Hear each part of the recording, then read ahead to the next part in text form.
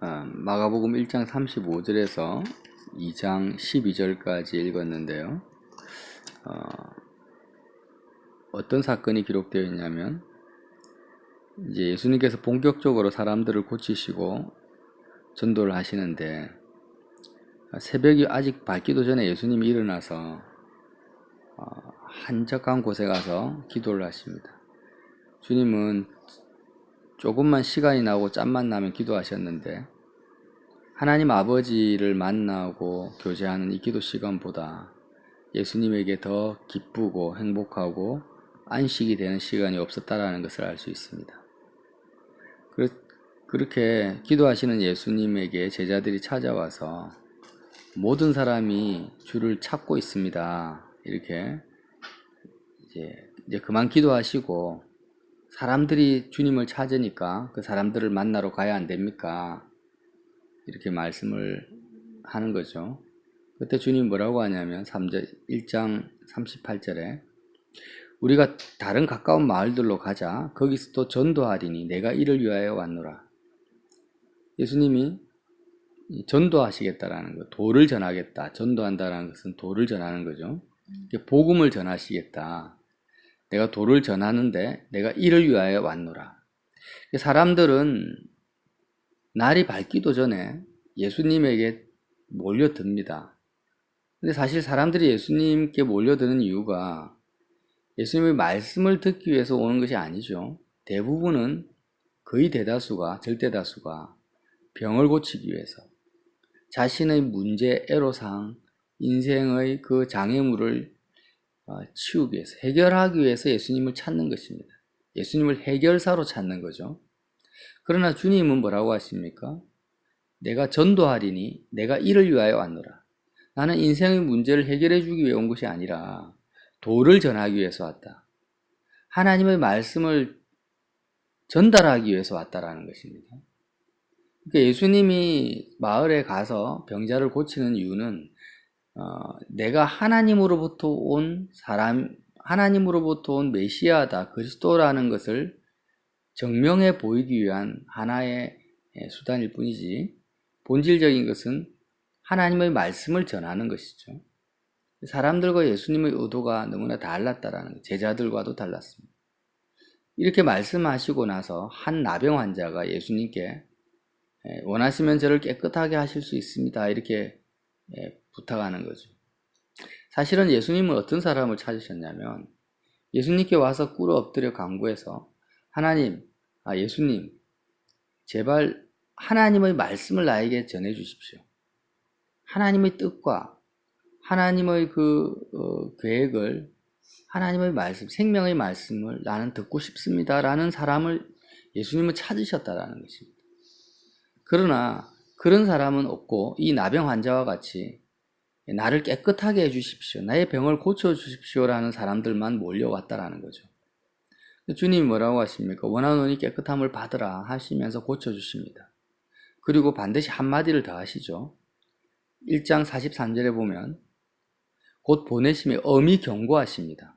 병을 고치고 나서 왜 경고를 하십니까? 경고도 그냥 하시지 않고 엄히 경고하셨다. 굉장히 무섭게 경고를 하신 거예요.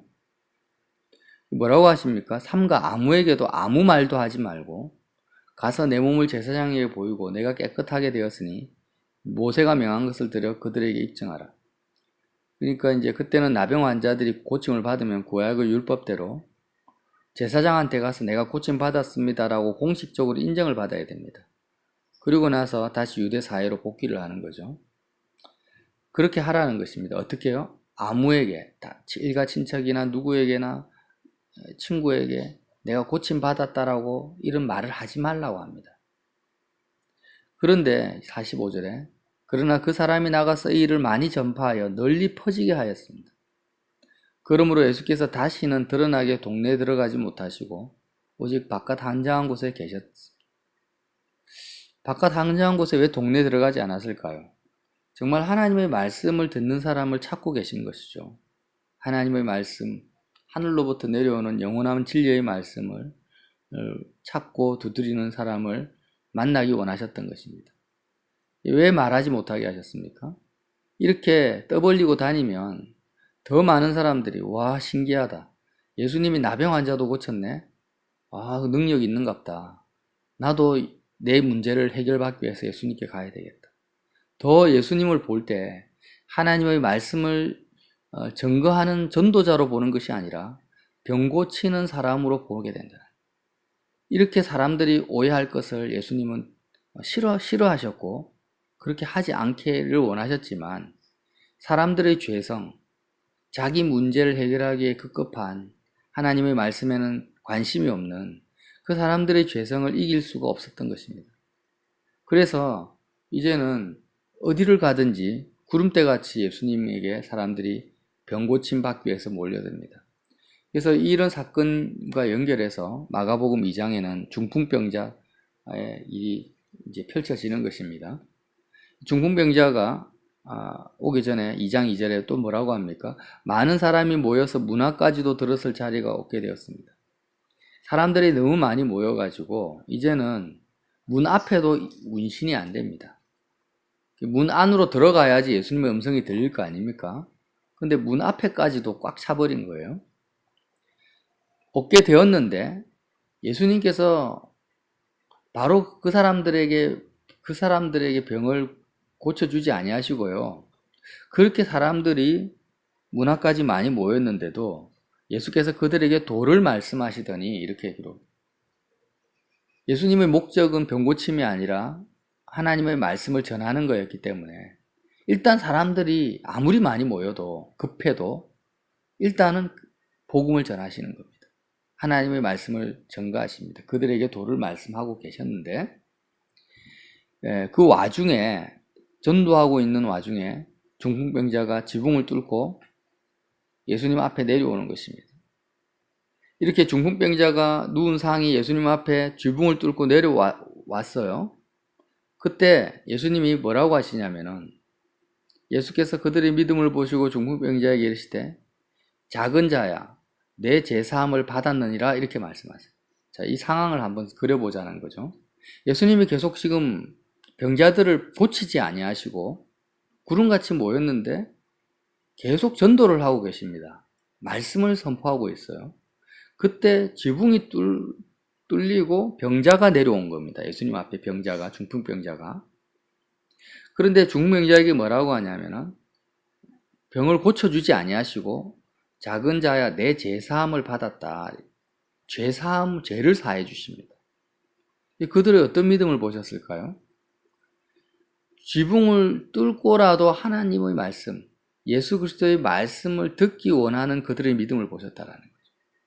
단지 병을 고치려면 문 바깥에서 기다리면 됩니다. 문 바깥에서 기다리면 자기가 차례가 되면 중풍병은 당장 죽을 병은 아니잖아요. 오랜 시간 동안 그 병이 지속되어 왔던 거죠. 그래서 그냥 설교 끝나고 차례가 되면 고침 받으면 되는데 왜 지붕을 뚫고 예수님이 설교하시는 그 앞에까지 내려왔겠습니까? 예수님의 말씀을 듣기를 원했던 거죠. 병을 고침 받는 것도 중요하지만 그것보다 더 중요한 것은 예수님의 말씀은 지금 듣지 않으면 안 되는 거예요. 병은 나중에 고침 받아도 되는데 지금 주님의 말씀을 들으려면 지붕을 뚫어야 되는 것입니다. 그래서 하나님의 말씀을 듣고자 하는 그들의 믿음을 보시고 그들에게 뭐라고 합니까? 소자야 내 죄사함을 받았다. 하나님의 죄사함은 오직 하나님의 말씀을 통해서만, 복음을 통해서만 증거되기 때문에 이렇게 말씀하신 거예요. 그때 서기관들이 뭐라고 합니까? 어찌 사람이 죄를 사하나? 하나님 한 분 외에는 능히 누가 죄를 사하겠느냐? 이렇게 정죄합니다. 판단합니다.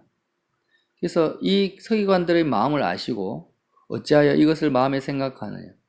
중풍병자에게 내 죄사함을 받았느니라 하는 말과 일어나 내 상을 가지고 걸어가라 하는 말 중에 어느 것이 쉽겠느냐 이렇게 물어보십니다. 사실 실질적으로 죄사함 받은 것은요 눈에 보이지가 않죠. 말로 죄사함 받았다 이렇게 하면 죄사함 받았는지 안 받았는지 어떻게 합니까? 죄사함은 하나님 한 분 외에는 해줄 수가 없습니다. 그래서 이단들이 자꾸 나는 예수님처럼 죄사하는 권세가 있다. 심지어는 어떤 정통 기독교의 주의종들도요. 나는 죄사함의 권세, 천주교에서 특히 그러죠. 고해 성서를 통해서 신부에게 죄를 고하면은 죄를 사야 돼. 이 신부에게 죄를 고한다고 죄사함 받는 것이 아닙니다. 오직 예수님께만 죄사하는 권세가 있고 그 죄사함의 권세는 어떻게 임하느냐? 믿음이 있는 자에게 죄를 사해 주시는 거예요. 예수님께 나아간다고 해서 예수님의 음성을 듣는다고 해서 죄사함을 받는 것이 아닙니다. 예수님이 또 아무나 죄를 사해 주시는 것도 아니에요. 예수님의 말씀, 이 복음을 믿는 자에게 죄사함의 권세가 예수님의 죄사함, 사람의 죄사함이 아니라 예수님의 죄사함의 권세가 하나님의 복음을 받아들이는 사람, 그 믿음을 가진 사람에게 임하는 거죠. 근데 이 절대적인 영적 원리를 벗어나는 것은 전부 다 잘못된 교리고 설교라는 거죠. 굉장히 문제가 많은 겁니다. 마치 내가 다른 사람과 다르게 죄사함의 권세가 나에게 있는 것처럼 그렇게 말하는 것은 잘못된 것이고 그건 미혹이고 또 이단으로 넘어갈 수 있는 것이고 천주교가 그래서 문제가 많은 거죠. 죄를 고백하는 것, 하나님 앞에 죄를 고백하는 것이죠. 근데 하나님 앞에 고백한다라는 것을 돕는 겁니다. 신부님은 돕는 거예요. 신부에게 죄를 고백한다고 죄사함 받는 게 아니라 하나님께 죄를 고백하는 것을 사역자가 하나님 앞에 설 수 있도록 돕는 거지, 신부에게 죄를 고백한다고 죄사함이 임하는 게 아니라는 거, 이걸 잘 분별해야 돼요. 그리고 하나님 앞에 죄를 고백할 때 그냥 죄를 고백한다고 죄사함 받는 것이 아니라 예수 그리스도의 죽음과 부활에 대한 이 복음을 내가 믿어야 된다는 거예요. 예수님이 메시아다. 예수님만이, 오직 예수님만이 나의 죄를 사하실 수 있는 분, 어린 양이다. 예수의 그리스도의 피만이, 십자가의 공로만이 내 죄를 씻을 수 있다라는 그 믿음을 가지고 주님 앞에 나의 죄를 토설하고 고백할 때 주님이 그 믿음을 보시고 오늘 이 소자처럼 하나님의 말씀을 붙드는 이 믿음을 보시고 죄를 사하시는 것처럼 그렇게 죄사함을 받는 거지, 이것 외에는 딴 길이 없는 것입니다. 그래서 오늘 서기관들이 오직 하나님 한 분 외에는 죄사함 할 자가, 죄를 살 분이 없다, 신성모독이다, 이 말은 사실 정확한 말이에요. 정확한 말인데 예수님이 네 말이 틀렸다 하지 아니하시고 죄를 사해버리는 것은 뭡니까? 10절에 그러나 인자가 땅에서 죄를 사하는 권세가 있는 줄을 너희로 알게 하려 하노라. 인자가 하나님이라는 거예요. 하나님 한 분 외에는 죄 사하는 권세가 없는데 그건 진리거든요. 그 서기관이 정확하게 성경을 아는 것입니다. 그러니까 성경을 정확하게 아는 서기관에게 뭐라고 합니까? 인자는 사람의 아들이죠. 사람의 아들, 그 둘째 아담으로 오신 내가 사람이지만 동시에 나는 하나님이라는 거예요. 내가 하나님의 아들이라는 것입니다. 그 하나님의 모든 그 신성, 하나님의 권세를 가지고 왔다라는 거죠. 인자를 본 자는 아버지를 본 자라는 것이죠. 하나님의 대리자라는 것입니다. 그래서 땅에서 죄를 사하는 권세가 있는 줄을 너희로 알게 하기 위한 것이다. 그 누구도 죄 사하는 권세가 없었는데 나는 메시아다, 나는 그리스도라는 것입니다. 그걸 알게 하기 위해서 중풍병자의 병을 고치고 있다, 이 결론이라는 거죠. 왜 예수님이 병을 고치십니까? 죄 사하는 권세가 있는 유일한 성자 하나님이신 것을 사람들로 하여금 알게 하기 위해서, 이게 복음이죠. 이 도를 전하기 위해서 병을 고치고 있다라는 거예요. 그래서 우리도 인생의 많은 문제들, 또 내 다급한 것들이 많습니다. 답답한 것도 있고 안타까운 것도 있고 사람들을 볼 때도 안타깝고 누가 아프면, 특히 내 자녀들이 아프고 부모가 아프고 내 몸이 아프면은요 얼마나 주님이 찾아집니까? 그러나 주님이 우리의 믿음을 보신다라는 거죠. 네가 지금 네 아픈 것 때문에 또 너의 다급한 것, 답답한 것, 이런 것들을 가지고 내 앞에 나왔냐? 그러나 나는 그걸 불쌍히 여기시죠. 그리고 우리가 기도할 때 이런 사람들의 병을 주님이 고쳐주신 것처럼, 예외 없이 고쳐주신 것처럼 우리의 문제를 여태까지 해결해 주셨습니다. 그러나 주님의 마음은 어떤 마음을 가지고 계실까요? 그 무엇보다도 주님의 음성을 듣길 원하시는 거죠. 예언기도 듣고 따라가라는 것이 아니라 전도, 하나님의 진리, 복음을 사모하고 들으라는 것입니다. 십자가의 도를 들으라는 것입니다. 이 십자가의 복음이 있는 곳으로 나아가기 위해서 지붕을 뚫고 올 정도로 너의 삶을 올인하라는 것입니다. 그래서 요한복음 4장의 운물가의 여인이 대단한 거예요. 인생의 6 남편을 네 남편이 아니다. 그러니까 운물가의 여인이 정말 예수님의 그 말씀을 사모 들을 수 있는 그 준비된 마음을 가진 여인이었다. 그런 사람을 찾기 위해서 돌아서 사마리아 땅까지 주님이 가십니다. 의도적으로. 그런 것처럼 주님이 얼마나 그 무엇보다도 하나님의 말씀을, 진리의 말씀을 찾고 두드리고 갈급해하는 사람을 예뻐하시고 귀하게 여기시고 그런 사람들을 찾기 위해서 이 땅에서 헤매고 다니셨는, 헤맨나라 말 좀 이상하지만 그것을 우리가 알아야 된다라는 거예요. 이런 말씀을 접할 때 중풍병자를 고쳤구나, 대단하다 이렇게 적용할 것이 아니고 나에게 적용을 한다면 하나님이 나의 어떤 마음을 찾겠습니까? 많은 사람들이 하나님의 말씀을 사모한다 고 이야기하지만 전부 이 땅에 안정감 있는 큰 교회를 향해서 갑니다. 대형교회. 좀 더 나에게 안정감을 줄 수 있고 인맥을 형성할 수 있고 교회 자체가 나의 문제를 해결해 줄 수 있다는 거예요. 큰 교회에 가면은 변호사도 있고 의사도 있고 사업가도 있는 거예요.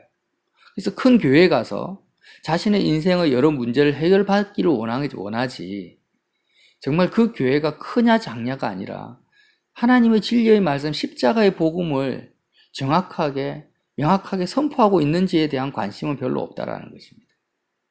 그래서 대형교회 하는 거죠. 그리고 더 중요한 것은 지금 내 직장이 중요하죠.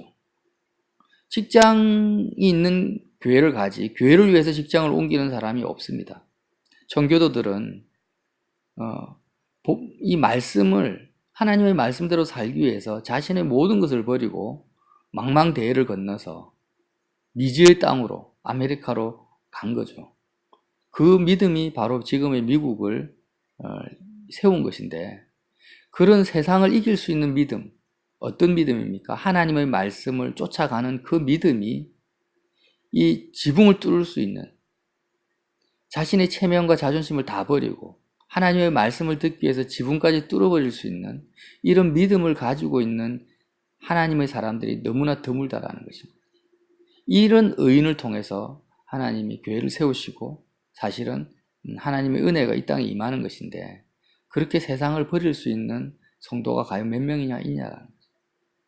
과연 이 땅에 얼마나 있겠습니까? 그런 성도를 주님이 찾고 있다라는 거죠. 바로 그런 사람이 오늘 저와 여러분이 되시기를 예수님 이름으로 빌어드립니다.